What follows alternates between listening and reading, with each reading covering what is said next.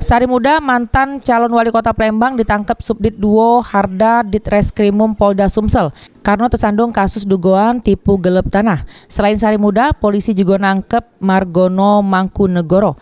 Diketahui keduanya jadi tersangka sesudem ada laporan yang dibuat oleh Anton Nurdin dengan laporan polisi nomor LP _B strip 852 _11 Romawi _SPKT Polda Sumsel tanggal 20 September 2021. Juru laporan tersebut, korban beli tanah seluas 26 hektar di Desa Tanjung Baru, Kecamatan Muaro Belido, Kabupaten Muara Enim. Tersangka Margono Samo Irwan Safrizal seharga 26 miliar rupiah.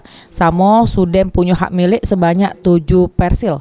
Pas jual beli, Margono tidak ketemu langsung dengan korban, tapi lewat perantara Sari Muda.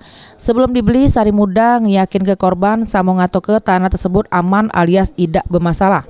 Namun sesudah dibayar korban, ternyata ada halangan dari masyarakat yang ngakui tanah tersebut. Bahkan ada salah sikok sertifikat hak milik nomor 35 hak jero PTUN sehingga tidak bisa diproses balik oleh korban.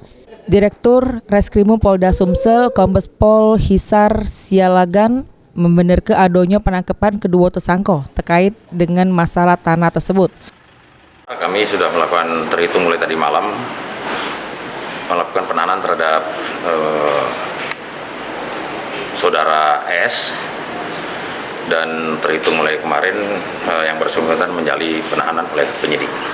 Secara garis besar kaitannya laporan pasal 372 dan 378 KUHP penggelapan dan penipuan yang dilaporkan oleh saudara Anton, lawyer yang ada di Palembang. Selanjutnya, beliau ini ditahan atau gimana Pak? Kita lakukan penahanan oleh penyidik. Selain Pak SM katanya ada satu tersangka lagi yang ditahan juga Pak? Ada saudara M juga. Untuk berapa lama penahanan? Penahanan 20 hari ke depan, kalau memang kita butuhkan akan kita perpanjang.